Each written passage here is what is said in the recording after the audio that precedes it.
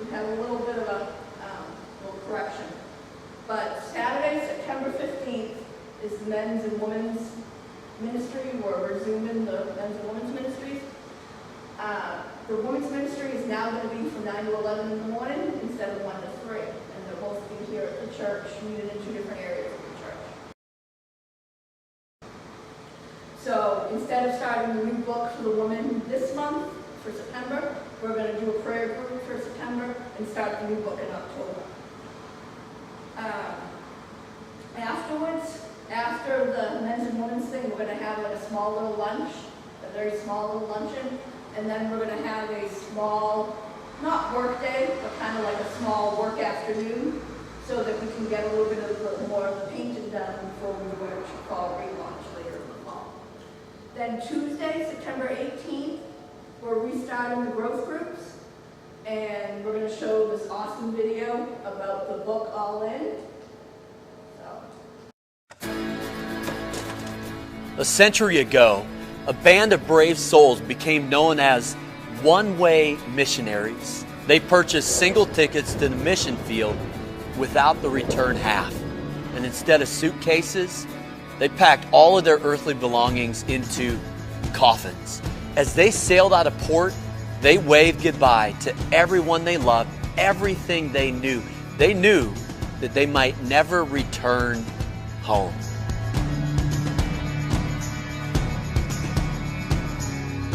I think the primary reason why I wrote this book is because I'm afraid that a lot of people go to church their entire life but never go all in with God. And so they want to buy in but not sell out. And I want to challenge them. Not only are you selling God short, I believe you're selling yourself short. It's not until you go all in and all out that you really discover what it means to live by faith, what it means to have peace that passes understanding, what it means to have a joy unspeakable. I believe that there are a lot of people who believe that they're following Jesus, but the truth is they've invited Jesus to follow them. Whole different deal. The adventure doesn't begin until you go all in with God and start living for His purposes.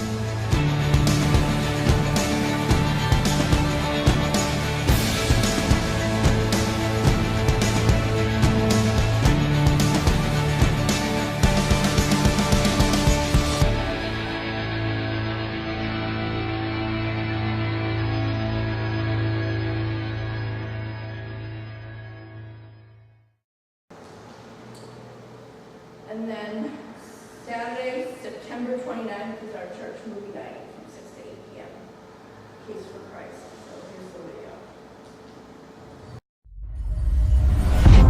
video. If somebody wanted to do an investigation into Christianity, where would you start?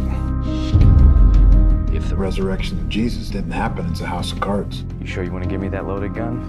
I'm pretty sure you're not going to be able to pull the trigger. I've spent my entire career as a journalist uncovering the truth until the day my wife presented me with the biggest story of my life. I'm not going to lose my wife and my kids to something that I can't even reason with. And what happened next changed me forever. How can we even talk about historical evidence for the resurrection? The Gospels are filled with contradictions. The empty tomb is based on evidence. And isn't evidence your trade? We all bet our lives on something. The question is, what's it going to be? As much as I would like to help out a fellow skeptic, what you're proposing is impossible. Could Jesus survive being spiked to the cross? There is no evidence of anyone ever surviving a full Roman crucifixion. Just because I write something down and I bury it in the dirt, that doesn't make it true. What I felt was something more real than anything I've ever felt in my life. I'm praying for you. Do you really want to know the truth, or is your mind already made up? Stop blaming me and the church and God and do your job.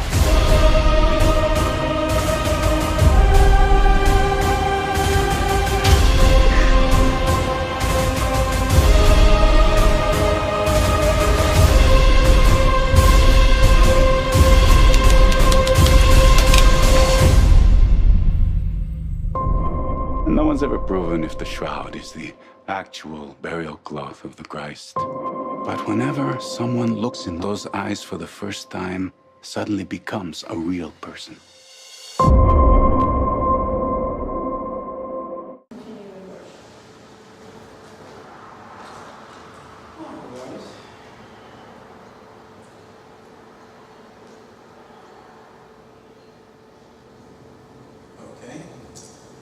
So, based on our sister Anne Marie's suggestion, we're going to do things a little bit different today. So, we're going to just have a little meditation, and then we're going to do a time of prayer. So, the verse for our meditation is Psalm 107, and it's verses 28 to 30. This is what it says. This kind of keeps us in with our summer in the Psalms. Then they cried to the Lord in their trouble, and he delivered them from their distress. And he made the storm be still, and the waves of the sea were hushed. Then they were glad that the waters were quiet. He brought them to their desired haven. Now, it's a little interesting when you read that, knowing that this is the Old Testament and the Psalms. Your mind might automatically go to Jesus with the apostles on the ocean, and when it wakes them up, and they're like, Jesus is sleeping in the belly of the ship, and they're waking him up all nervous. And the thing is Jesus gets up, and all he says is, be calm, be still. So, today we're going to take time to pray. We're going to take time to pray for the storms that we're going through. We're all going through something. Our brothers and sisters who are away on vacation, they're going through something. We might not know what it is, but we know that they're going through something. So as their brothers and sisters, we pray for them, because that's what we're called to do as a church family.